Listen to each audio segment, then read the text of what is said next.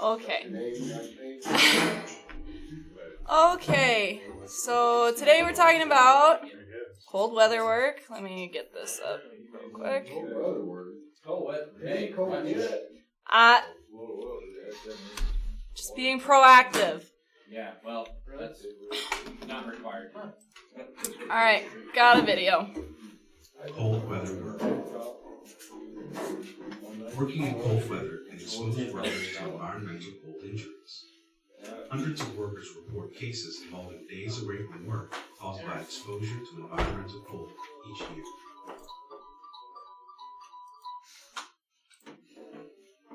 Environmental cold can affect any worker, especially those who work outdoors and are involved in support activities for oil and gas operations.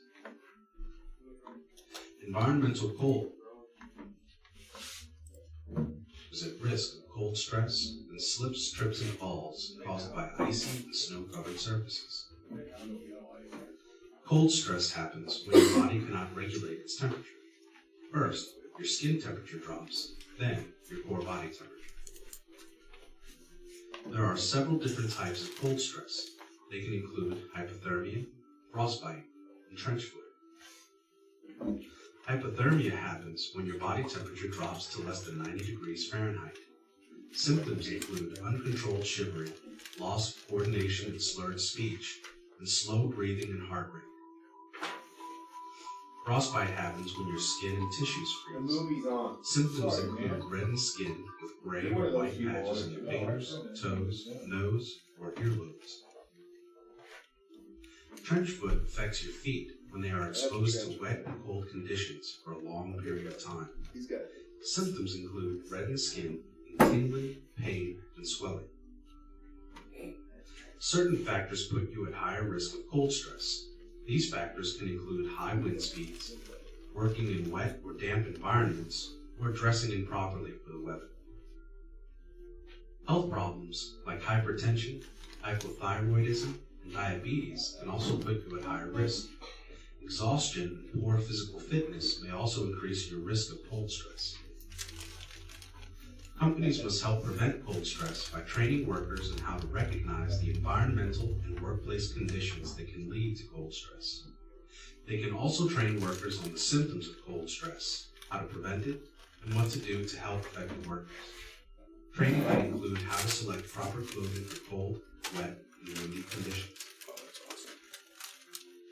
Workers can prevent cold stress by monitoring themselves and other workers for symptoms, such as uncontrolled shivering, loss of coordination, slurred speech, confusion, and slow breathing and heart rate. Reddened skin and blisters, gray or white patches in the extremities, leg cramps, and tingling, pain, swelling, or numbness are also possible symptoms of cold stress. Wear the right clothes for cold weather work. Proper clothes for cold weather work includes at least 3 layers of loose-fitting clothing. You should also wear an insulated coat or jacket, a knit mask to cover your face and mouth, a hat that covers your ears, insulated gloves, and insulated waterproof boots. Clear snow and ice from walking surfaces to prevent slips, trips, and falls. When walking on snow or ice, wear insulated and water-resistant boots or rubber overshoes with good rubber treads. Take short steps and walk at a slower pace. Plan ahead for snow removal. Wear fall protection and make sure ladders are used safely when working at elevated heights during cold weather. Also, clear snow and ice from surfaces. Use extreme caution when working in your power lines, and take steps to prevent harmful exposure to cold temperatures and overexertion. Remember, prepare for cold weather work by being alert for symptoms of cold stress. Dress appropriately and stay dry. Lastly, controls, safe work practices, and personal protective equipment. Stay safe. Stay home. Stay frothy. Okay, who can tell me what affects your feet when they're exposed to wet and cold conditions for a long period of time? Trench foot. Wonderful. There's several different types of cold stress, including hypothermia, wet, and trench foot. Frostbite. Wonderful. What happens when your body temperature drops to less than 90 degrees? Hypothermia. Guys rock. When working on snow or ice, wear wet and water-resistant boots or rubber overshoes with good rubber treads. Insulated. Sweet. Alright, check your chains now. Make sure they're good for your trucks. Don't wait till the snow is on the ground and then find out they're missing or broken. Extra items, plan ahead. Keep food, extra water, blankets in your truck. If you get stuck on location, like if you did last December when highways are shut down, it's better to have them than wish you had them then. Dress in layers, it keeps you warmer, but if you're working hard and you get hot, you can take them off, and when you get cold, you can layer back up. Make sure you're keeping your fuel tanks full so you don't run out if you're stuck on location. And when you're stuck, you're stuck. Just admit you're stuck. Don't keep trying to spin your wheels to get out. You'll break your chains and the truck. So just admit you're stuck. Get someone out there to help you out. Incident topics. There's two things you usually think about when it comes to incidents, and those are the costs of the incidents and injuries, including social costs. Workplace injuries and illnesses have major impacts on employers' bottom lines. It's estimated that employers pay almost $1 billion a week for direct workers' comp costs, and the cost of workplace injuries and illnesses can include direct and indirect costs. Some direct costs include, obviously, workers' comp payments, medical expenses, and costs for legal services. And some indirect costs are things like training replacement employees, accident investigation and implementation of corrective measures, lost productivity, repairs of damaged equipment and property, and costs associated with lower employee morale and absenteeism. This is one incident that we just had September 14th, a little before noon. He was going north on Highway 125 in Colorado. He ran off off the pavement and tried to pull back onto the highway. It rolled a roll and a half there, but he was okay. He had his seatbelt on. Obviously, an example that seatbelts save lives, so make sure you guys are wearing those when you're out there. He was loaded. No product spill, though, is offloaded successfully. But 6 gallons of diesel did go into the environment. But as you can see, the truck is an entire loss. Equipment can be replaced, so there's an issue, but equipment can be replaced, but he wore his seatbelt, so that's good. Another was this one, or this is his, sorry. And the Samsari camera, for some reason, cut out right before, but this is kind of leading up to and what happened.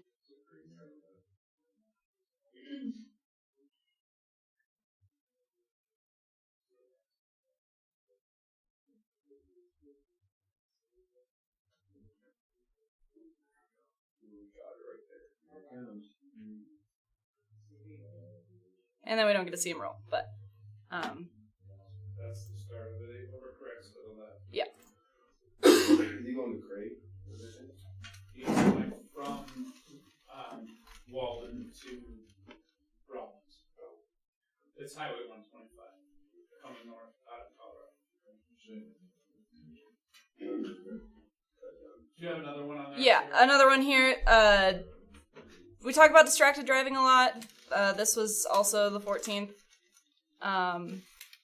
He was taking his eyes off the road to adjust the air conditioner. So make sure when you guys are driving, you're focusing on driving. That's your main priority. I mean, he wrote it out, which is good. That's what we want to do. That was a rough ride, man. And yeah, he just kept going. So, but pay attention to what you're doing. Your driving is your number one priority when you're in the truck. And that's a prime example of, if you do get off the road, ride it out. Is that right next to mine? Yeah, 450. It is on 455. Let me just chime in a little bit. So we show these things because we want you to learn from them. Obviously, you can tell by the truck, both of these are leasers. And, I always tell you guys that we'll be totally transparent. These things are not a secret. And, couple weeks ago, we had a pretty informative meeting where we hit you guys with statistics. We told you numbers, the things that hurt the company, and there's a lot of pride. I had a lot of text messages and phone calls from drivers, and I really appreciate it. There was a lot of buy-in. Everybody kind of understands what's going on and how these incidents impact us. So I appreciate it.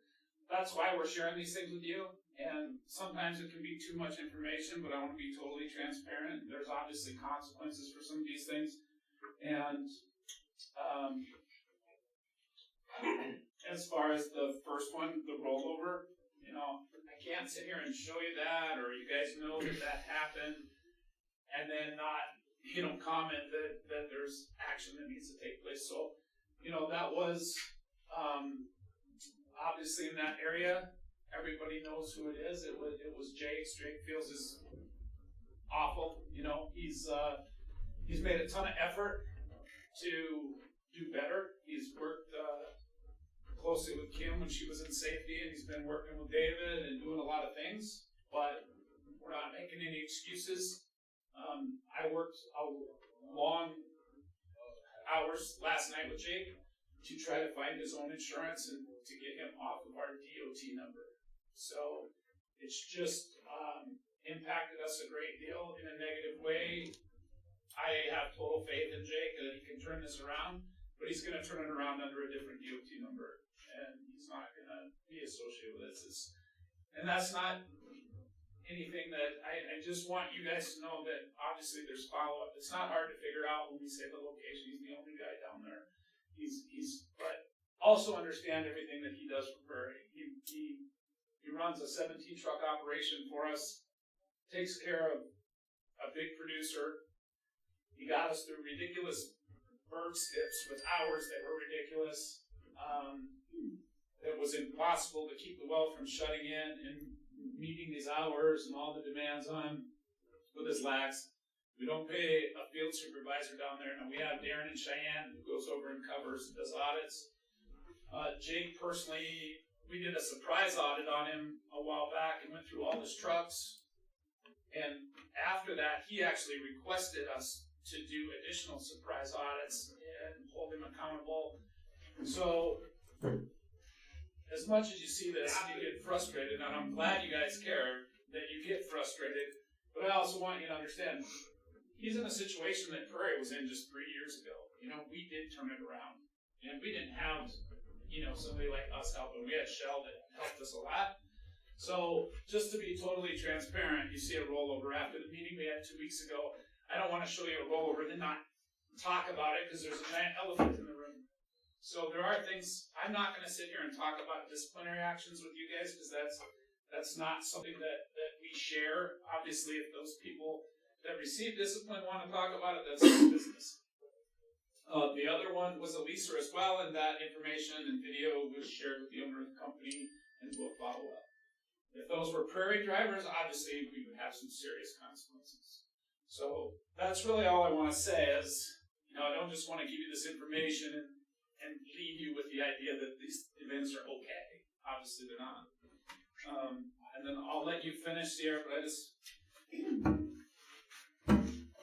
just had one recognition letter I wanted to read since I see that person is in the room. So here's a recognition. It's for Justin Triberg, and it's for professionalism and going above and beyond. Justin, you were requested to accommodate an applicant and provide a ride-along showing them how to do the job properly. The applicant had high praise for you. During the day, you were stopped by the state patrol and pulled into the port, at which time you were weighed. Your weight was compliant, and you received no violations, setting a great example. So, Justin, thank you. Thank you. All right, Sierra. Sorry. All right. Wyoming crude, approximately 52,000 barrels a day average right now for Wyoming. Cheyenne is forecast to increase as well, so keep a lookout on that. Texas, our daily average is approximately 5,500 barrels at the moment, but they are also expected to grow. More working barrels headed their way. And water, huge amounts of service work right now. Daily barrel average is approximately 11,000. Some operations notes. Log violations. If you're starting in the middle of the night and your logs are not correct, send a text to Brian or David, but go ahead and start your day. Brian looks at all the messages when he wakes up and will get them corrected then, and if he can't get to it, David will. And if you're stopped at DOT before anyone gets to that, you can prove it with the text that you asked for the correction and they'll get it done. Then it's on, David and Brian and not specifically you, since we don't have 24-hour safety department in here. Audits, again, we're seeing a huge trend that your four-gas monitors are not being on or being on your body, on your person, or turned on in general, or they're dead. Make sure you're getting them charged at night. I've had someone say, if your phone is charged at night, your four-gas monitor should be charged as well. If one is and the other's not, you don't really have an excuse. It's not only a producer and our company expectation, it's also required by OSHA. Speed alerts, they're not automated like they once were. Brian has to get them checked out when he gets back from days off, so there'll sometimes be, his 2 days off lag there. And he also does them every morning when he's working. So there will be some delays in times, just be aware of that. We have a recognition from Lacey at Devon for Rodney Russell. She wants to recognize him for working above and beyond expectations. Our customers appreciate when we do things for them that aren't necessarily on our job descriptions. You noticed some gas coming from a piece of equipment and tightened it up right and tight. So thanks, Rodney. And a reminder that the safety meeting, October 1st, is mandatory for all drivers. That's when Lacey will be here to do a talk and do a presentation and everything. Notes from Kim here. Alan is taking 5 employees on a pheasant hunting trip to Faith, South Dakota. 5 employees, obviously that spreads across the entire prairie. Anyone from drivers, shops, admin, anyone can put their name in for that. Traveling October 18th, hunting all of the 19th and half of the 20th, and then traveling back the other half of the 20th. You obviously got to be eligible for and get your own non-resident license and bring your own shotgun. If you're interested, you got to get your name to Kim before next Tuesday's safety meeting at 5. She'll put it in a raffle, draw 5 names out of it. Everyone will have, obviously, 1 name in there. And to be eligible, you must be an active employee, not had an incident for the last 3 months, and not be on any sort of disciplinary leave. And the days for these are either your days off that you have off already or PTO. They're not going to be paid. So, that's what I got. Anybody else want to chime in? Birthday meeting next Tuesday, so everybody show up, have cake during the meeting. Company store hopefully will be up and running in the next week to 10 days, so keep your fingers crossed that it comes through. We'll be receiving a link to the store for the first time. You'll be logging in with a temporary password, and then you have the option to change your passwords once you log in. But I'll be sending out full description of everything required for it and how to get to it as soon as it's available. I also want to just take a minute for those of you that are here, those of you that are online or listening. We have Amy here from our Wayzata office. She is our interim HR rep. She's down here doing some help with some training and everything. She's available. If after the meeting, if anybody has any questions, if you guys have any ideas, comments, concerns, you can, come and see us. And we can help you out with that. If you want to say anything or no? Yeah. Okay. All right. So she'll be here today, tomorrow. We'll be in a lot of meetings, but definitely don't let that stop you. Come and see us if you have anything you want to discuss.